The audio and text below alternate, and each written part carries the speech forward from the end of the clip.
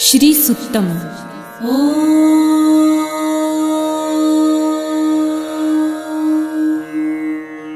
हिरण्यवर्णां हरिणीं सुवर्णरजतस्रजां चन्द्रां हिरण्मयीं लक्ष्मीं जातवेदो म आवह ताम आवह जातवेदो लक्ष्मीमनपगामिनीं यस्यां हिरण्यं विन्देयं गामश्वं पुरुषानहम् अश्वपूर्वां रथमध्यां हस्तिनादप्रबोधिनीं श्रियं देवीमुपह्वये श्रीर्मा देवी जुषताम् कासोस्मितां हिरण्यप्राकाराम् आर्द्रां ज्वलन्तीं तृप्तां तर्पयन्तीं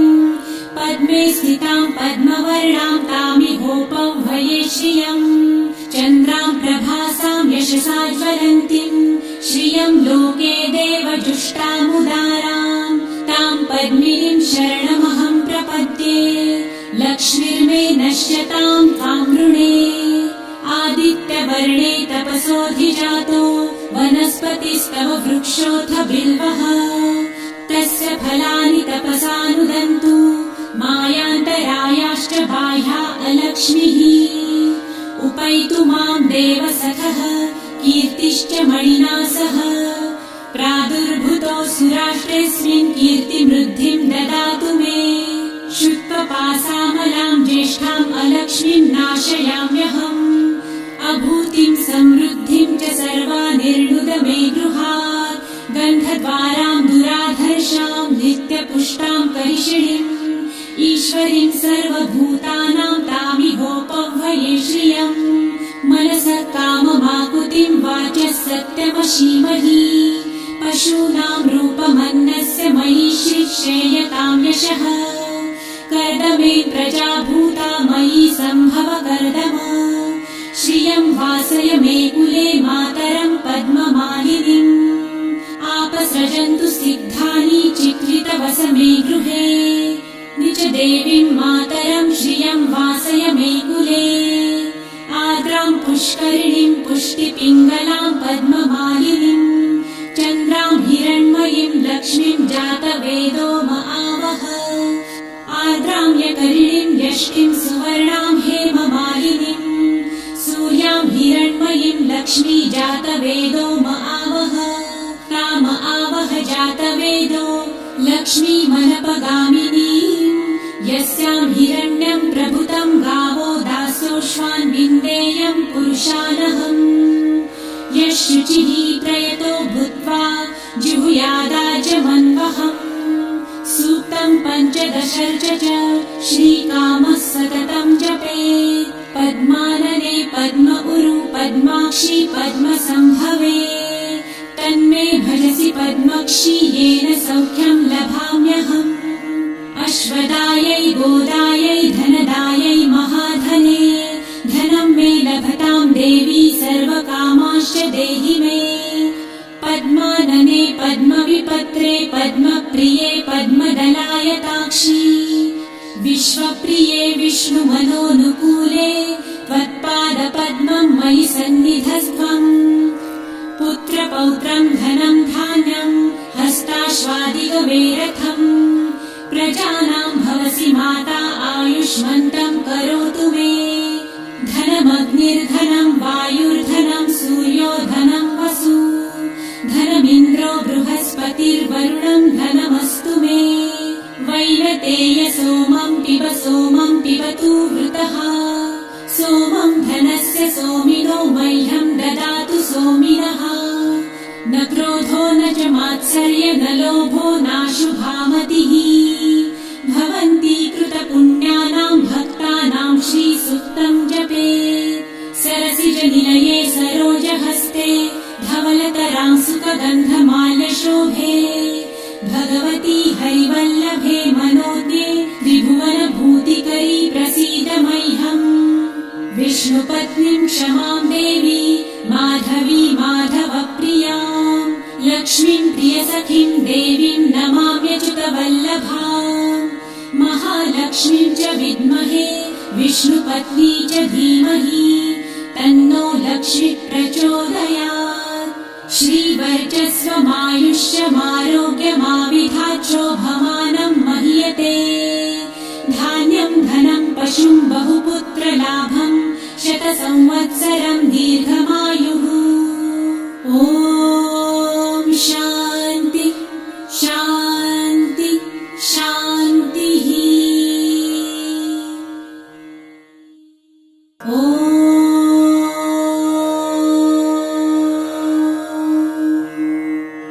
हिरण्यवर्णां हरिणीं सुवर्णरजतस्रजां चन्द्रां हिरण्मयीं लक्ष्मीं जातवेदो महावः ताम आवह जातवेदो लक्ष्मीमनपगामिनीं यस्यां हिरण्यं विन्देयं गामश्वं पुरुषानहम् अश्वपूर्वां रथमध्यां हस्तिनादप्रबोधिनीं श्रियं देवीमुपह्वये श्रीर्मा देवी जुषतां कासोस्मितां हिरण्यप्राकाराम् आर्द्रां ज्वलन्तीं तृप्तां तर्पयन्तीं पद्मे स्थितां पद्मवर्णां तामिहोपह्वये श्रियं चन्द्रां प्रभासां यशसा ज्वलन्तीं श्रियं लोके देवजुष्टामुदारां तां पद्मिनीं शरणमहं प्रपद्ये लक्ष्मीर्मे नश्यतां त्वां वृणे आदित्यवर्णे तपसोऽधिजातो वनस्पतिस्तव वृक्षोऽथ बिल्वः तस्य फलानि तपसानुदन्तु मायान्तरायाश्च बाह्या अलक्ष्मीः उपैतु मां देवसखः कीर्तिश्च मणिना सह प्रादुर्भूतो सुराष्ट्रेऽस्मिन् कीर्तिमृद्धिं ददातु मे शुत्वपासामलां ज्येष्ठाम् अलक्ष्मीं नाशयाम्यहम् अभूतिं समृद्धिं च सर्वानिर्णुद मे गृहात् गन्धद्वारां दुराधर्षां नित्यपुष्टां करिषिणीम् ईश्वरीं सर्वभूतानां तामिहोपह्वये श्रियम् मनसः काममाकुतिं वाचः सत्यमशीमहि पशूनां रूपमन्नस्य मयि श्रेयतां यशः कर्दमे प्रजाभूता मयि सम्भव कर्दम श्रियं वासय मे कुले मातरं पद्ममालिनीम् आपसृजन्तु सिद्धानि चिक्लितवस मे गृहे निज देवीं मातरं श्रियं वासय मे कुले आर्द्रां पुष्करिणीं पुष्टिपिङ्गलां पद्ममालिनीं चन्द्रां हिरण्मयीं लक्ष्मीं जातवेदो महावः आर्द्रां यकरिणीं यष्टिं सुवर्णां हेममालिनीं सूर्यां हिरण्मयीं लक्ष्मी जातवेदो महावः ताम आवह जातवेदो लक्ष्मीमनपगामिनीं यस्यां हिरण्यं प्रभुतं गावो दासोऽश्वान् विन्देयं पुरुषानहम् यः शुचिः प्रयतो भूत्वा जिहुयादाजमन्वहम् सूक्तं पञ्चदशर्च च श्रीकामः सततं जपेत् पद्मानने पद्म उरु पद्माक्षी पद्मसम्भवे तन्मे भजसि पद्मक्षी येन सौख्यं लभाम्यहम् अश्वदायै गोदायै धनदायै महाधने धनं मे लभतां देवी सर्वकामांश्च देहि मे पद्मानने पद्मविपत्रे पद्मप्रिये पद्मदलायताक्षी विश्वप्रिये विष्णुमनोनुकूले त्वत्पादपद्मं मयि सन्निधस्त्वम् पुत्रपौत्रं धनं धान्यं हस्ताश्वादिगवेरथम् प्रजानां भवसि माता आयुष्मन्तं करोतु मे धनमग्निर्धनं वायुर्धनं सूर्यो धनं वसु धनमिन्द्रो बृहस्पतिर्वरुणं धनमस्तु मे वैनतेय सोमं पिबतु वृतः सोमं धनस्य सोमिनो मह्यं ददातु सोमिनः न क्रोधो न च मात्सर्य न लोभो नाशुभामतिः भवन्ति कृतपुण्यानां भक्तानां श्रीसूक्तं जपेत् सरसिजनिलये सरोजहस्ते धवलतरां सुखगन्धमाल्यशोभे भगवती हरिवल्लभे मनोज्ञे त्रिभुवनभूतिकरी प्रसीद मह्यम् विष्णुपत्नीं क्षमां देवी माधवी माधवप्रियां लक्ष्मीं प्रियसखीं देवीं नमाम्यच्युतवल्लभाम् महालक्ष्मीं च विद्महे विष्णुपत्नी च धीमहि तन्नो लक्ष्मी प्रचोदयात्। श्रीवर्चस्वमायुष्यमारोग्यमाविधाचोभमानं महीयते धान्यं धनं पशुं बहुपुत्रलाभं शतसंवत्सरं दीर्घमायुः। ॐ शान्ति शान्ति शान्तिः। ॐ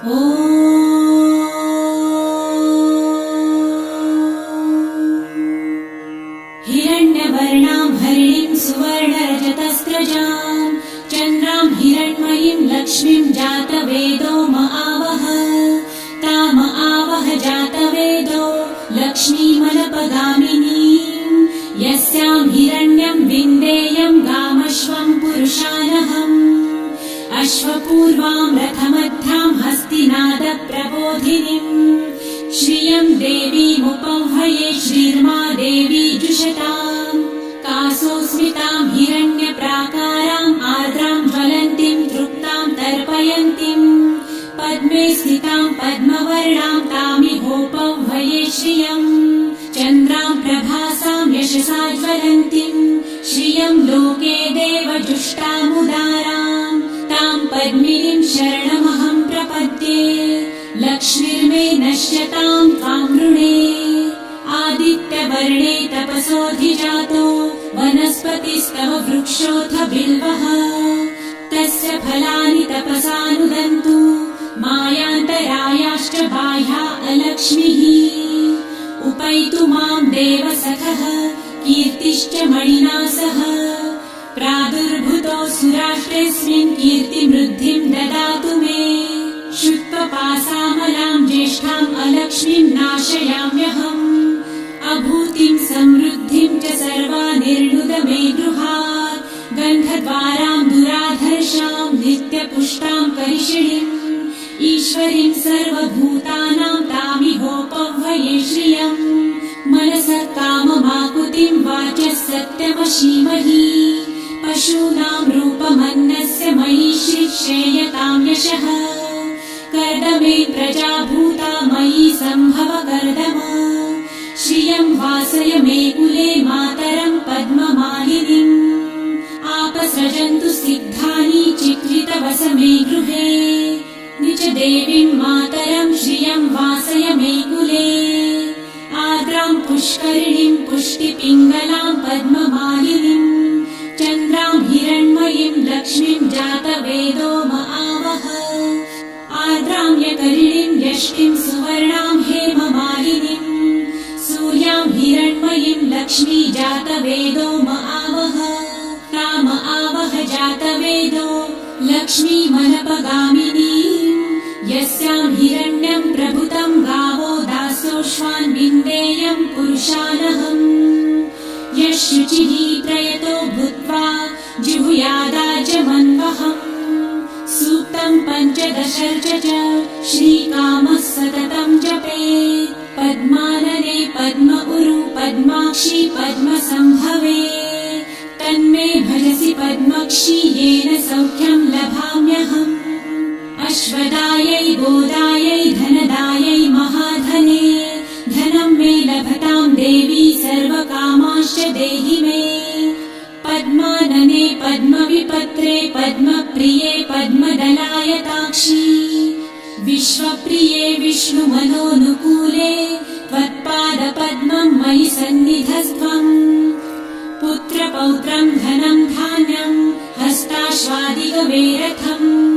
प्रजानां भवसि माता आयुष्मन्तं करोतु मे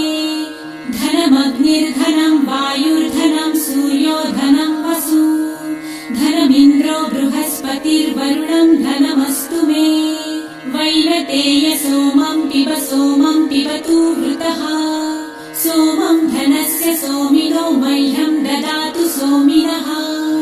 न क्रोधो न च मात्सर्य न लोभो नाशुभामतिः भवन्ति कृतपुण्यानां भक्तानां श्रीसूक्तं जपेत् सरसिजनिलये सरोज पञ्चहस्ते धवलतरां सुखगन्धमाल्यशोभे भगवती हरिवल्लभे मनोज्ञे त्रिभुवनभूतिकरी प्रसीद मह्यम् विष्णुपत्नीं क्षमां देवी माधवी माधवप्रियां लक्ष्मीं प्रियसखीं देवीं नमाम्यच्युतवल्लभाम् महालक्ष्मीं च विद्महे विष्णुपत्नी च धीमहि तन्नो लक्ष्मी प्रचोदयात् श्रीवर्चस्वमायुष्यमारोग्यमाविधाच्छोभमानं महीयते धान्यं धनं पशुं बहुपुत्रलाभं शतसंवत्सरं दीर्घमायुः ॐ शान्ति शान्ति शान्तिः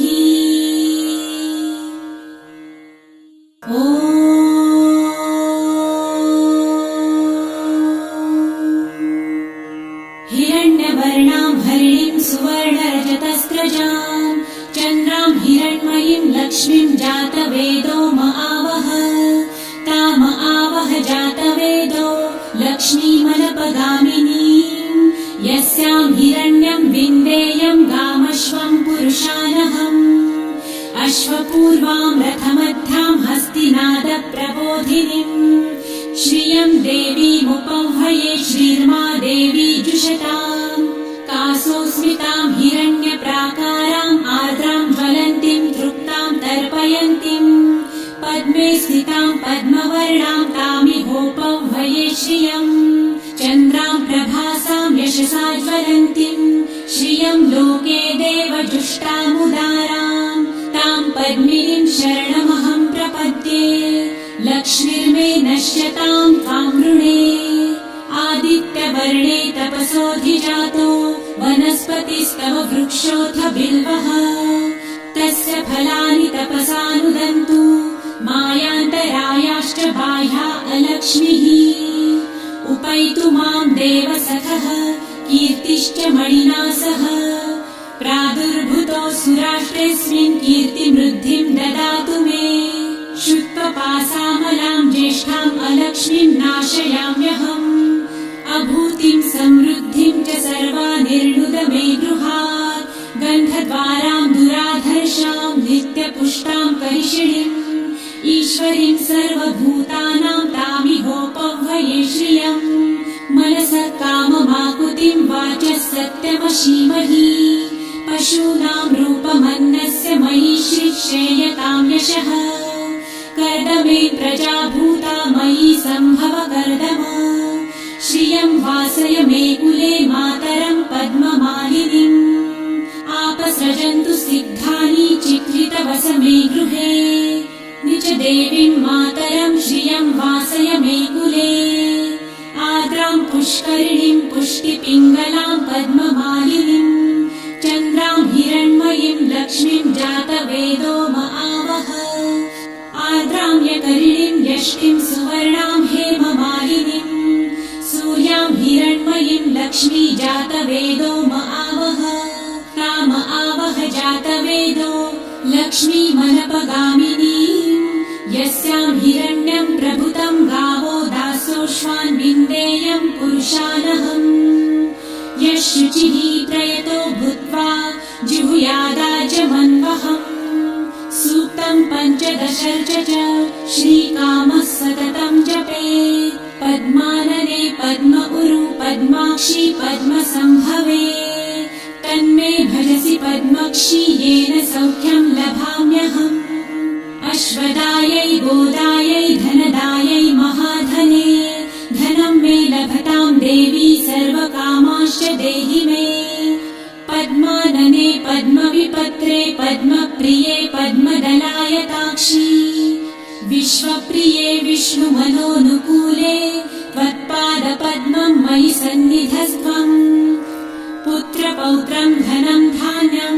हस्ताश्वादिगवेरथम् प्रजानां भवसि माता आयुष्मन्तं करोतु मे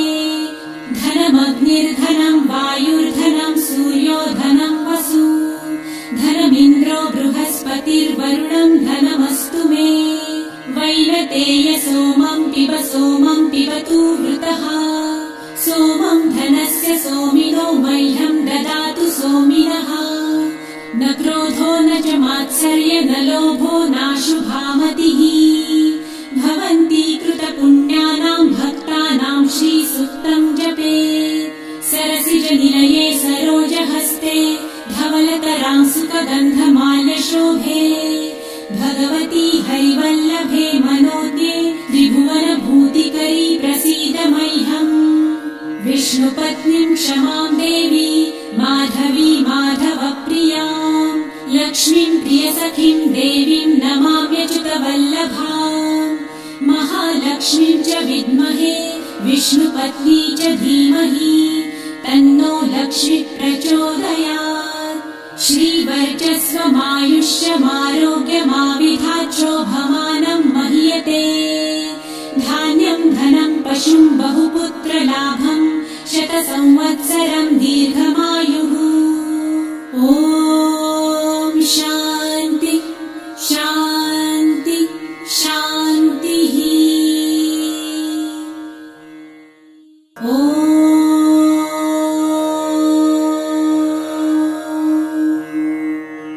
हिरण्यवर्णां हरिणीं सुवर्णरजतस्रजां चन्द्रां हिरण्मयीं लक्ष्मीं जातवेदो म आवह ताम आवह जातवेदो लक्ष्मीमनपगामिनीं यस्यां हिरण्यं विन्देयं गामश्वं पुरुषानहम् अश्वपूर्वां रथमध्यां हस्तिनादप्रबोधिनीं श्रियं देवीमुपह्वये श्रीर्मा देवी जुषताम् कासोऽस्मितां हिरण्यप्राकाराम् आर्द्रां ज्वलन्तीं तृप्तां तर्पयन्तीं पद्मे स्थितां पद्मवर्णां तामिहोपह्वये श्रियम् चन्द्रां प्रभासां यशसा ज्वलन्तीं श्रियं लोके देवजुष्टामुदारां तां पद्मिनीं शरणमहं प्रपद्ये लक्ष्मीर्मे नश्यतां त्वां वृणे आदित्यवर्णे तपसोऽधिजातो वनस्पतिस्तव वृक्षोऽथ बिल्वः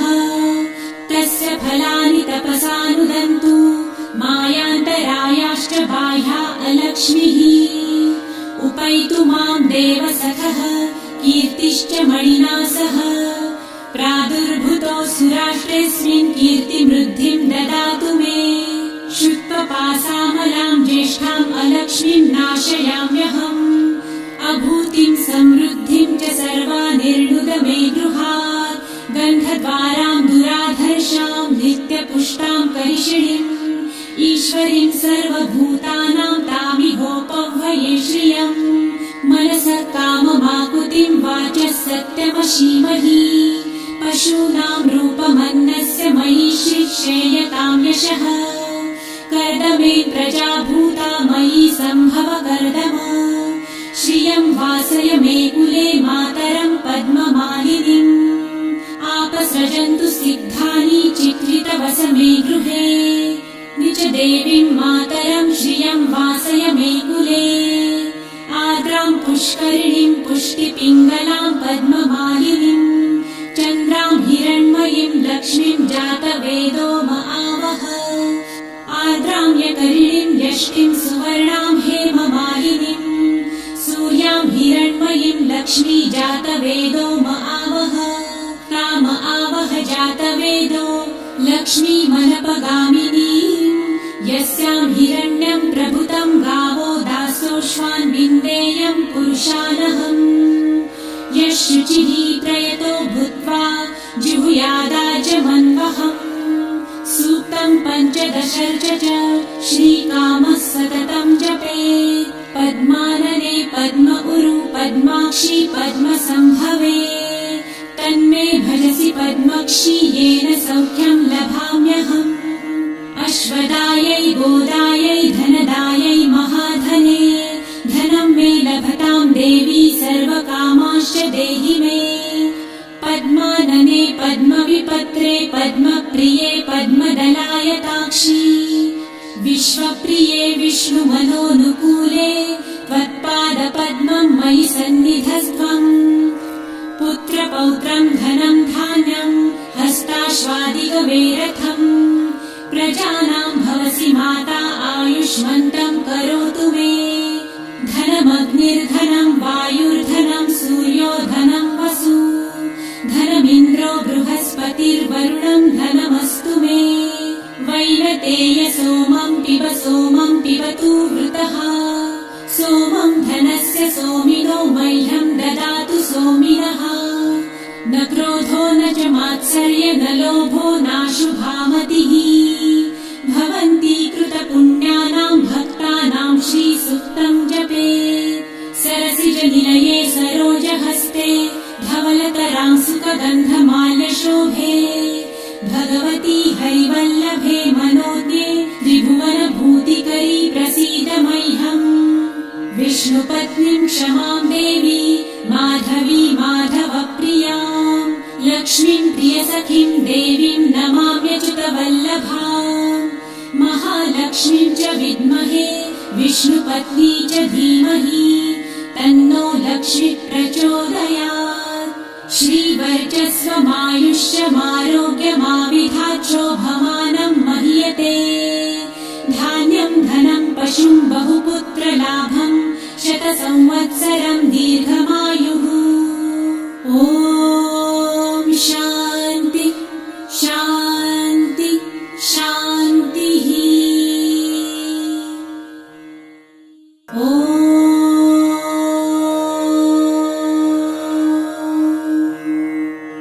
हिरण्यवर्णां हरिणीं सुवर्णरजतस्रजां चन्द्रां हिरण्मयीं लक्ष्मीं जातवेदो महावह ताम आवह जातवेदो लक्ष्मीमनपगामिनीं यस्यां हिरण्यं विन्देयं गामश्वं पुरुषानहम् अश्वपूर्वां रथमध्यां हस्तिनादप्रबोधिनीं श्रियं देवीमुपह्वये श्रीर्मा देवी जुषताम् कासोऽस्मितां हिरण्यप्राकाराम् आर्द्रां ज्वलन्तीं तृप्तां तर्पयन्तीं पद्मे स्थितां पद्मवर्णां तामिहोपह्वये श्रियम् चन्द्रां प्रभासां यशसा ज्वलन्तीं श्रियं लोके देवजुष्टामुदारां तां पद्मिनीं शरणमहं प्रपद्ये लक्ष्मीर्मे नश्यतां त्वां वृणे आदित्यवर्णे तपसोऽधिजातो वनस्पतिस्तव वृक्षोऽथ बिल्वः तस्य फलानि तपसानुदन्तु मायान्तरायाश्च बाह्या अलक्ष्मीः उपैतु मां देवसखः कीर्तिश्च मणिना सह प्रादुर्भूतो सुराष्ट्रेऽस्मिन् कीर्तिमृद्धिं ददातु मे शुत्वपासामलां ज्येष्ठाम् अलक्ष्मीं नाशयाम्यहम् अभूतिं समृद्धिं च सर्वानिर्णुद मे गृहात् गन्धद्वारां दुराधर्षां नित्यपुष्टां करिषिणीम् ईश्वरीं सर्वभूतानां तामिहोपह्वये श्रियम् मनसः काममाकुतिं वाचः सत्यमशीमहि पशूनां रूपमन्नस्य मयि श्रेयतां यशः कर्दमे प्रजाभूता मयि सम्भव कर्दम श्रियं वासय मे कुले मातरं पद्ममालिनीम् आपसृजन्तु सिद्धानि चित्रितवस मे गृहे निज देवीं मातरं श्रियं वासय मे कुले आर्द्रां पुष्करिणीं पुष्टिपिङ्गलां पद्ममालिनीं चन्द्रां हिरण्मयीं लक्ष्मीं जातवेदो महावह आर्द्रां यकरिणीं यष्टिं सुवर्णां हेममालिनीं सूर्यां हिरण्मयीं लक्ष्मी जातवेदो महावह ताम आवह जातवेदो लक्ष्मीमनपगामिनीं यस्यां हिरण्यं प्रभुतं गावो दासोऽश्वान् विन्देयं पुरुषानहम् यः शुचिः प्रयतो भूत्वा जिहुयादाजमन्वहम् सूक्तं पञ्चदशर्च च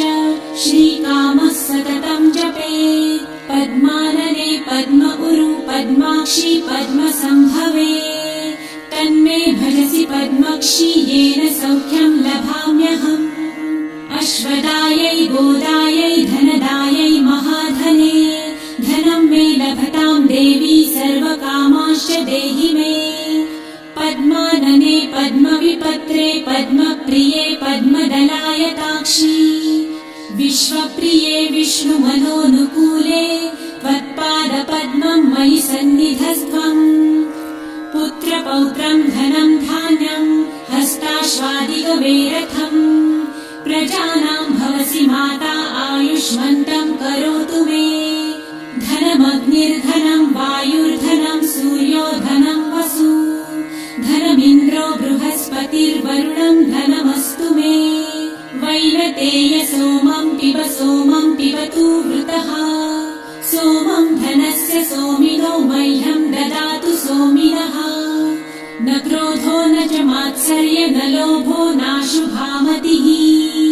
भवन्ति कृतपुण्यानां भक्तानां श्रीसूक्तं जपेत् सरसिजनिलये सरोजहस्ते धवलतरां सुखगन्धमाल्यशोभे भगवती हैवल्लभे मनोज्ञे त्रिभुवनभूतिकरी प्रसीद मह्यम् विष्णुपत्नीं क्षमां देवी माधवी माधवप्रियां लक्ष्मीं प्रियसखीं देवीं नमाम्यच्युतवल्लभाम् महालक्ष्मीं च विद्महे विष्णुपत्नी च धीमहि तन्नो लक्ष्मी प्रचोदयात् श्रीवर्चस्वमायुष्यमारोग्यमाविधाच्छोभमानं महीयते धान्यं धनं पशुं बहुपुत्रलाभं शतसंवत्सरं दीर्घमायुः ॐ शान्ति शान्ति शान्तिः ॐ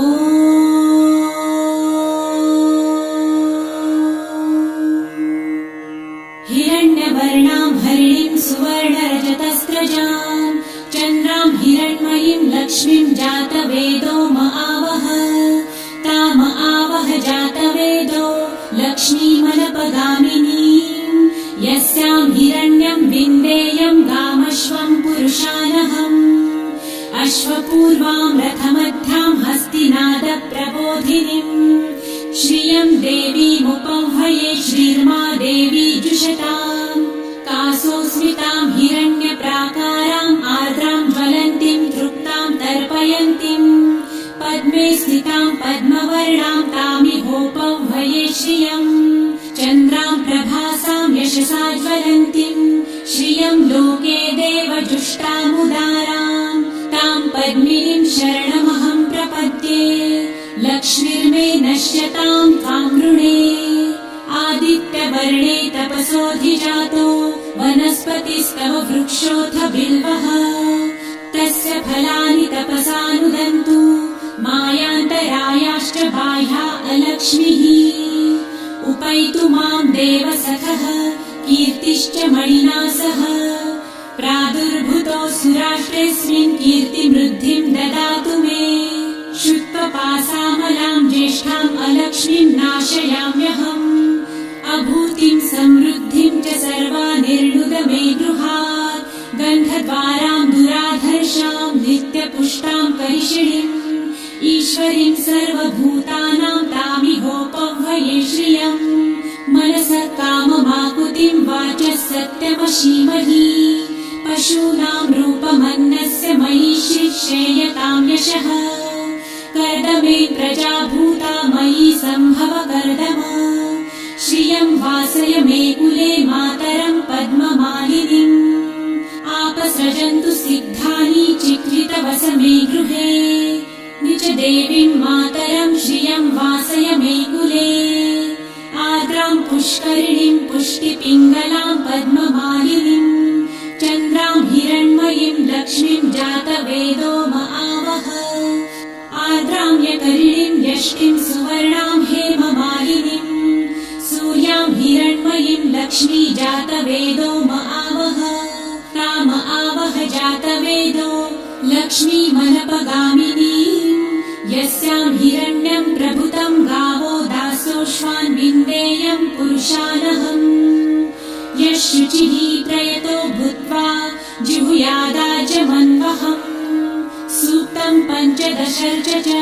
श्रीकामः सततं जपेत् पद्मानने पद्म उरु पद्माक्षी पद्मसम्भवे तन्मे भजसि पद्मक्षी येन सौख्यं लभाम्यहम् अश्वदायै गोदायै धनदायै महाधने धनं मे लभतां देवी सर्वकामांश्च देहि मे पद्मानने पद्मविपत्रे पद्मप्रिये पद्मदलायताक्षी विश्वप्रिये विष्णुमनोनुकूले त्वत्पादपद्मं मयि सन्निधस्त्वम्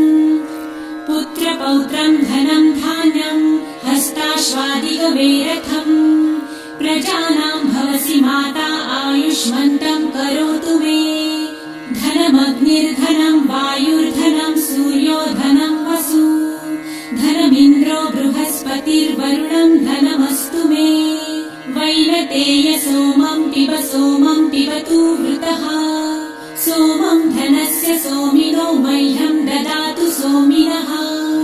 न क्रोधो न च मात्सर्य न लोभो नाशुभामतिः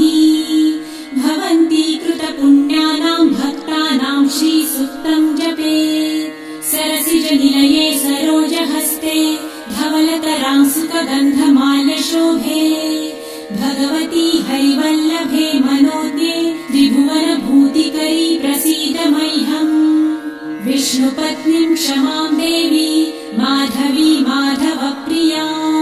लक्ष्मीं प्रियसखीं देवीं नमाम्यच्युतवल्लभाम् महालक्ष्मीं च विद्महे विष्णुपत्नी च धीमहि तन्नो लक्ष्मी प्रचोदयात् श्रीवर्चस्वमायुष्यमारोग्यमाविधाचोभमानं महीयते धान्यं धनं पशुं बहुपुत्रलाभं शतसंवत्सरं दीर्घमायुः ॐ शान्ति शान्ति शान्तिः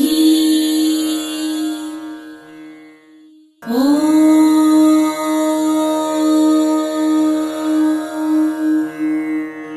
हिरण्यवर्णां हरिणीं सुवर्णरजतस्रजां चन्द्रां हिरण्मयीं लक्ष्मीं जातवेदो महावह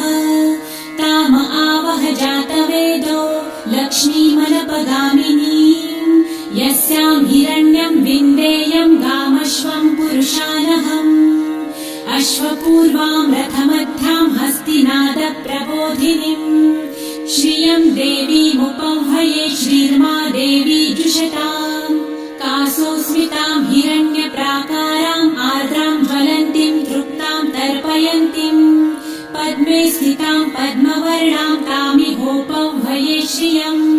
चन्द्रां प्रभासां यशसा ज्वलन्तीं श्रियं लोके देवजुष्टामुदारां तां पद्मिनीं शरणमहं प्रपद्ये लक्ष्मीर्मे नश्यतां त्वां वृणे आदित्यवर्णे तपसोऽधिजातो वनस्पतिस्तव वृक्षोऽथ बिल्वः तस्य फलानि तपसानुदन्तु मायान्तरायाश्च बाह्या अलक्ष्मीः उपैतु मां देवसखः कीर्तिश्च मणिना सह प्रादुर्भूतोऽसुराष्ट्रेऽस्मिन् कीर्तिमृद्धिं ददातु मे शुत्वपासामलां ज्येष्ठाम् अलक्ष्मीं नाशयाम्यहम् अभूतिं समृद्धिं च सर्वानिर्णुद मे गृहात् गन्धद्वारां दुराधर्षां नित्यपुष्टां करिषिणीम् ईश्वरीं सर्वभूतानां तामिहोपह्वये श्रियम् मनसः काममाकुतिं वाचः सत्यमशीमहि पशूनां रूपमन्नस्य मयि श्रीक्षेयतां यशः कर्दमे प्रजाभूता मयि सम्भव कर्दम श्रियं वासय मे कुले मातरं पद्ममालिनीम् आपसृजन्तु सिद्धानि चिक्लितवस मे गृहे निज देवीं मातरं श्रियं वासय मे कुले आर्द्रां पुष्करिणीं पुष्टिपिङ्गलां पद्ममालिनीं चन्द्रां हिरण्मयीं लक्ष्मीं जातवेदो महावह आर्द्रां यकरिणीं यष्टिं सुवर्णां हेममालिनीं सूर्यां हिरण्मयीं लक्ष्मी जातवेदो महावह ताम आवह जातवेदो लक्ष्मीमनपगामिनीं यस्यां हिरण्यं प्रभुतं गावो दासो सोऽश्वान् विन्देयं पुरुषानहम् यः शुचिः प्रयतो भूत्वा जिहुयादाजमन्वहम् सूक्तं पञ्चदशर्च च श्रीकामः सततं जपेत् पद्मानने पद्म उरु पद्माक्षी पद्मसम्भवे तन्मे भजसि पद्मक्षी येन सौख्यं लभाम्यहम् अश्वदायै गोदायै धनदायै महाधने धनं मे लभतां देवी सर्वकामाश्च देहि मे पद्मानने पद्मविपत्रे पद्मप्रिये पद्मदलायताक्षी विश्वप्रिये विष्णुमनोनुकूले त्वत्पादपद्मं मयि सन्निधस्त्वम् पुत्रपौत्रं धनं धान्यं हस्ताश्वादिगवेरथम् प्रजानां भवसि माता आयुष्मन्तं करोतु मे धनमग्निर्धनं वायुर्धनं सूर्यो धनं वसु धनमिन्द्रो बृहस्पतिर्वरुणं धनमस्तु मे वैनतेय सोमं पिबतु वृतः सोमं धनस्य सोमिनो मह्यं ददातु सोमिनः न क्रोधो न च मात्सर्य न लोभो नाशुभामतिः भवन्ति कृतपुण्यानां भक्तानां श्रीसूक्तं जपेत् सरसिजनिलये सरोजहस्ते धवलतरांसुकगन्धमाल्यशोभे भगवती हरिवल्लभे मनोज्ञे त्रिभुवनभूतिकरी प्रसीद मह्यम् विष्णुपत्नीं क्षमां देवी माधवी माधवप्रियां लक्ष्मीं प्रियसखीं देवीं नमाम्यच्युतवल्लभाम् महालक्ष्मीं च विद्महे विष्णुपत्नी च धीमहि तन्नो लक्ष्मी प्रचोदयात् श्रीवर्चस्वमायुष्यमारोग्यमाविधाच्छोभमानं महीयते धान्यं धनं पशुं बहुपुत्रलाभं शतसंवत्सरं दीर्घमायुः ॐ शान्ति शान्ति शान्तिः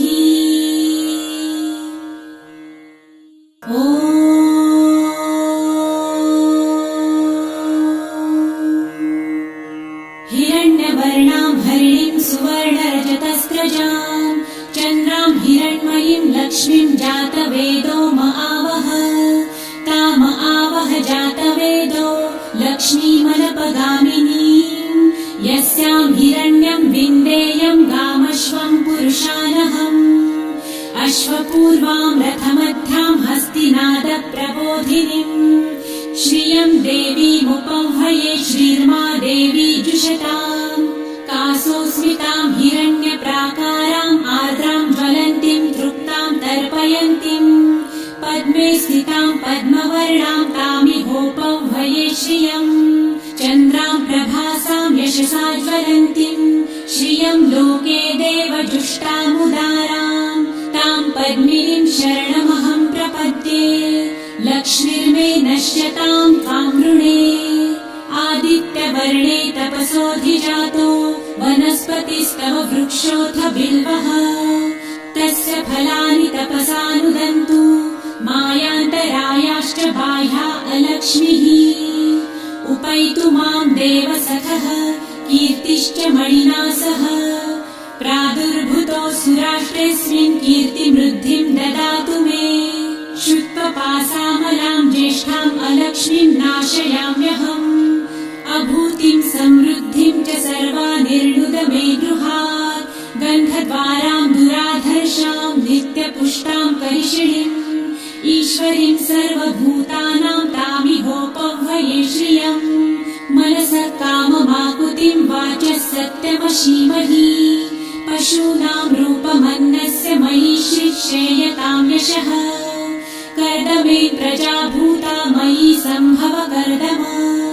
श्रियं वासय मे कुले मातरं पद्ममालिनीम् आपसृजन्तु सिद्धानि चित्रितवस मे गृहे निज देवीं मातरं श्रियं वासय मे कुले आर्द्रां पुष्करिणीं पुष्टिपिङ्गलां पद्ममालिनीम् चन्द्रां हिरण्मयीं लक्ष्मीं जातवेदो आवह आर्द्राम्यकरिणीं यष्टिं सुवर्णां हेममालिनीं सूर्यां हिरण्मयीं लक्ष्मी जातवेदो आवह ताम आवह जातवेदो लक्ष्मीमनपगामिनीं यस्यां हिरण्यं प्रभुतं गावो दासोऽश्वान् विन्देयं पुरुषानहम् यः शुचिः प्रयतो भूत्वा जिहुयादाजमन्वहम् सूक्तं पञ्चदशर्च च श्रीकामः सततं जपेत् पद्मानने पद्म उरु पद्माक्षी पद्मसम्भवे तन्मे भजसि पद्मक्षी येन सौख्यं लभाम्यहम् अश्वदायै गोदायै धनदायै महाधने धनं मे लभतां देवी सर्वकामांश्च देहि मे पद्मानने पद्मविपत्रे पद्मप्रिये पद्मदलायताक्षी विश्वप्रिये विष्णुमनोनुकूले त्वत्पादपद्मं मयि सन्निधस्त्वम् पुत्रपौत्रं धनं धान्यं हस्ताश्वादिगवेरथम् प्रजानां भवसि माता आयुष्मन्तं करोतु मे धनमग्निर्धनं वायुर्धनं सूर्यो धनं वसु धनमिन्द्रो बृहस्पतिर्वरुणं धनमस्तु मे वैनतेय सोमं पिबतु वृतः सोमं धनस्य सोमिनो मह्यं ददातु सोमिनः न क्रोधो न च मात्सर्य न लोभो नाशुभामतिः भवन्ति कृतपुण्यानां भक्तानां श्रीसूक्तं जपेत् सरसिजनिलये सरोजहस्ते धवलतरां सुखगन्धमाल्यशोभे भगवती हरिवल्लभे मनोज्ञे त्रिभुवनभूतिकरी प्रसीद मह्यम् विष्णुपत्नीं क्षमां देवी माधवी माधवप्रियां लक्ष्मीं प्रियसखीं देवीं नमाम्यच्युतवल्लभाम् महालक्ष्मीं च विद्महे विष्णुपत्नी च धीमहि तन्नो लक्ष्मी प्रचोदयात् श्रीवर्चस्वमायुष्यमारोग्यमाविधाच्छोभमानं मह्यते धान्यं धनं पशुं बहुपुत्रलाभं शतसंवत्सरं दीर्घमायुः ॐ शान्ति शान्ति शान्तिः ॐ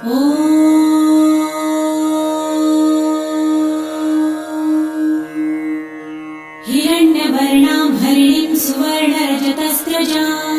चन्द्रां हिरण्मयीं लक्ष्मीं जातवेदो आवह ताम आवह जातवेदो लक्ष्मीमनपगामिनीं यस्यां हिरण्यं विन्देयं गामश्वं पुरुषानहम् अश्वपूर्वां रथमध्यां हस्तिनादप्रबोधिनीं श्रियं देवीमुपह्वये श्रीर्मा देवी जुषताम् कासोऽस्मितां हिरण्यप्राकाराम् आर्द्रां ज्वलन्तीं तृप्तां तर्पयन्तीं पद्मे स्थितां पद्मवर्णां तामिहोपह्वये श्रियम् चन्द्रां प्रभासां यशसा ज्वलन्तीं श्रियं लोके देवजुष्टामुदारां तां पद्मिनीं शरणमहं प्रपद्ये लक्ष्मीर्मे नश्यतां त्वां वृणे आदित्यवर्णे तपसोऽधिजातो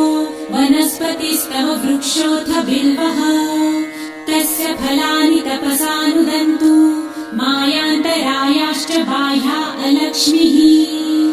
उपैतु मां देवसखः कीर्तिश्च मणिना सह प्रादुर्भूतो सुराष्ट्रेऽस्मिन् कीर्तिमृद्धिं ददातु मे शुत्वपासामलां ज्येष्ठाम् अलक्ष्मीं नाशयाम्यहम् अभूतिं समृद्धिं च सर्वानिर्णुद मे गृहात् गन्धद्वारां दुराधर्षां नित्यपुष्टां करिषिणीम् ईश्वरीं सर्वभूतानां तामिहोपह्वये श्रियम् मनसः काममाकुतिं वाचः सत्यमशीमहि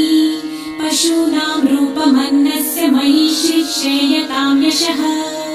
कर्दमे प्रजाभूता मयि सम्भव कर्दम श्रियं वासय मे कुले मातरं पद्ममालिनीम् आपसृजन्तु सिद्धानि चिक्री वस मे गृहे निज देवीं मातरं श्रियं वासय मे कुले आर्द्रां पुष्करिणीं पुष्टिपिङ्गलां पद्ममालिनीं चन्द्रां हिरण्मयीं लक्ष्मीं जातवेदो म आवह आर्द्रां यकरिणीं यष्टिं सुवर्णां हेममालिनीं सूर्यां हिरण्मयीं लक्ष्मी जातवेदो म आवह ताम आवह जातवेदो लक्ष्मीमनपगामिनीं यस्यां हिरण्यं प्रभुतं गावो दासोऽश्वान् विन्देयं पुरुषानहम् यः शुचिः प्रयतो भूत्वा जुहुयादाजमन्वहम् सूक्तं पञ्चदशर्च च श्रीकामः सततं जपेत् पद्मानने पद्म उरु पद्माक्षी पद्मसम्भवे तन्मे भजसि पद्मक्षी येन सौख्यं लभाम्यहम् अश्वदायै गोदायै धनदायै महाधने धनं मे लभतां देवी सर्वकामांश्च देहि मे पद्मानने पद्मविपत्रे पद्मप्रिये पद्मदलायताक्षी विश्वप्रिये विष्णुमनोनुकूले त्वत्पादपद्मं मयि सन्निधस्त्वम् पुत्रपौत्रं धनं धान्यं हस्ताश्वादिगवेरथम् प्रजानां भवसि माता आयुष्मन्तं करोतु मे धनमग्निर्धनं वायुर्धनं सूर्यो धनं वसु धनमिन्द्रो बृहस्पतिर्वरुणं धनमस्तु मे वैनतेय सोमं पिबतु वृतः सोमं धनस्य सोमिनो मह्यं ददातु सोमिनः न क्रोधो न च मात्सर्य न लोभो नाशुभामतिः भवन्ति कृतपुण्यानां भक्तानां श्रीसूक्तं जपेत् सरसिजनिलये सरोजहस्ते धवलतरां सुखगन्धमाल्यशोभे भगवती हरिवल्लभे मनोज्ञे त्रिभुवनभूतिकरी प्रसीद मह्यम् विष्णुपत्नीं क्षमां देवी माधवी माधवप्रियां लक्ष्मीं प्रियसखीं देवीं नमाम्यच्युतवल्लभाम् महालक्ष्मीं च विद्महे विष्णुपत्नी च धीमहि तन्नो लक्ष्मी प्रचोदयात् श्रीवर्चस्वमायुष्यमारोग्यमाविधाच्छोभमानं महीयते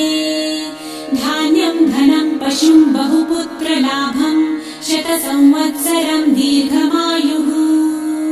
ॐ शान्ति शान्ति शान्तिः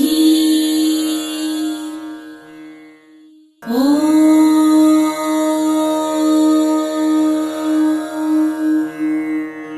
हिरण्यवर्णां हरिणीं सुवर्णरजतस्रजां चन्द्रां हिरण्मयीं लक्ष्मीं जातवेदो म आवह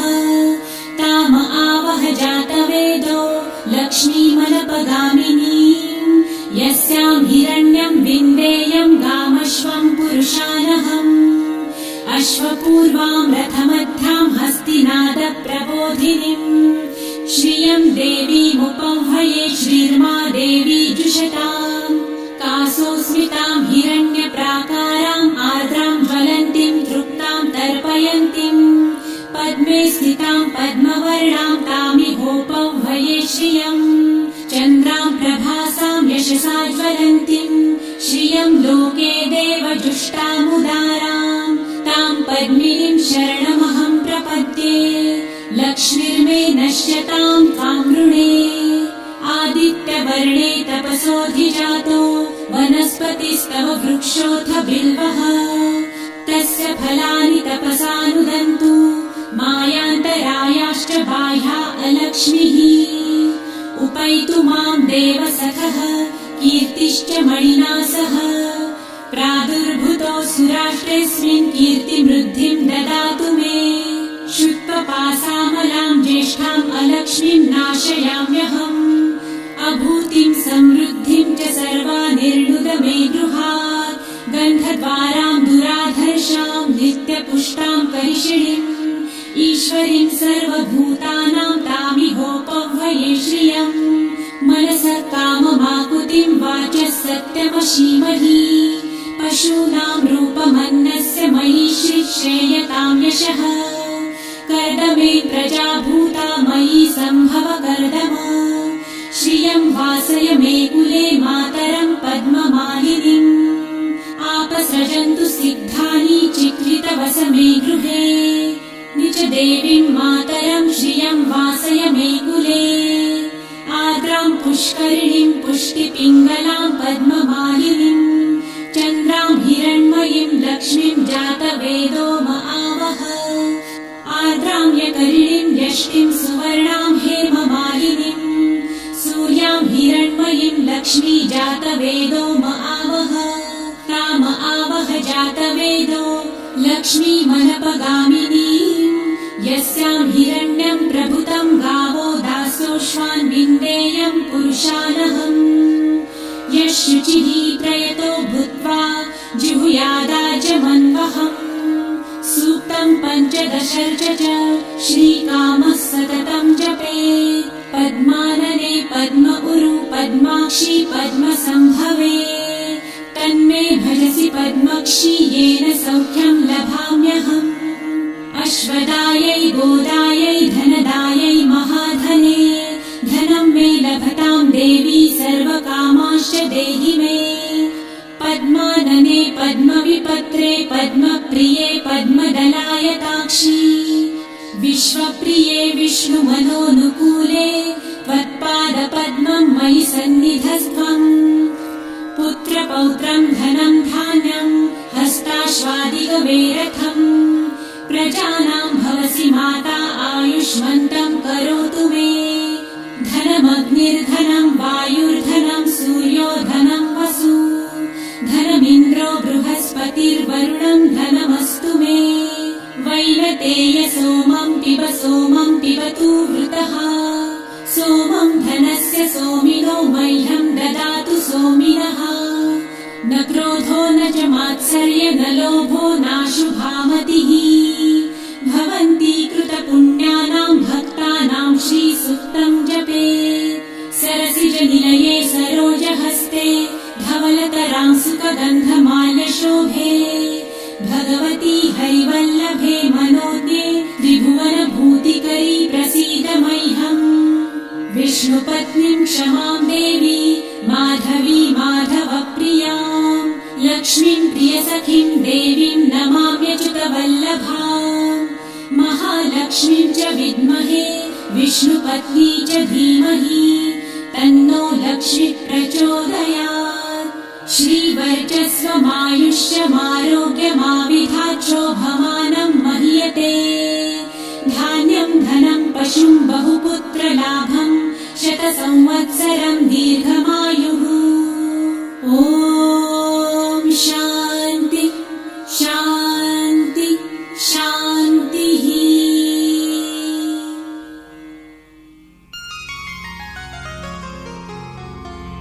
ऋषिरुवाच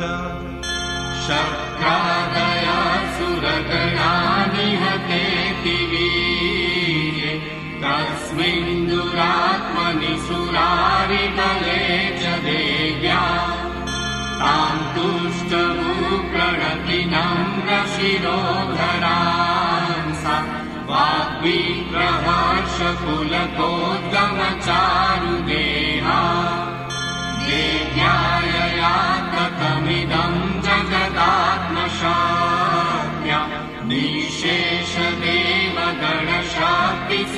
निःशेषदेवगणशक्तिसमूहमूर्त्या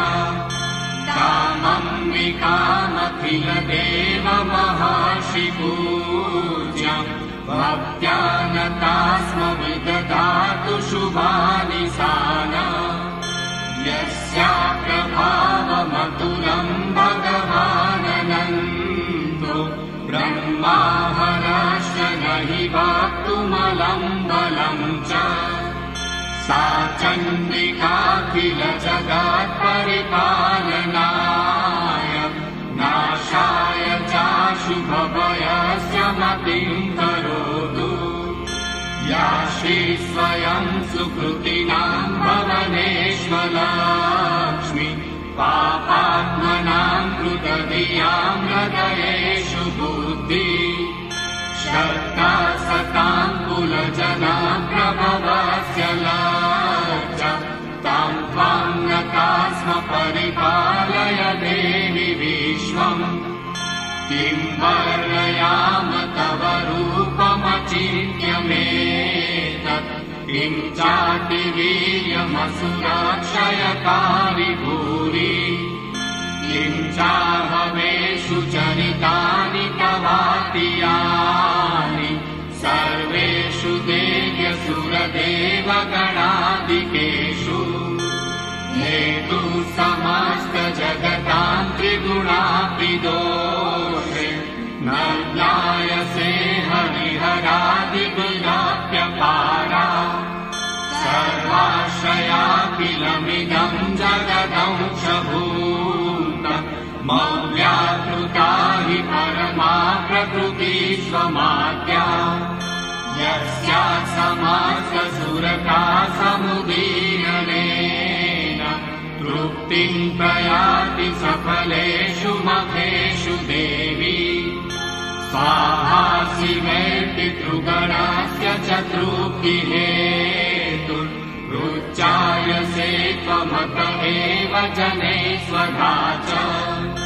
या मुक्तिहेतुरविचिन्त्य महाव्रतात्मव्यस्यसे सुनियतेन्द्रियतत्त्वसारे मोक्षार्थिभिर्मुनिभिरस्तसमस्तदोषे विद्यासि सा भगवती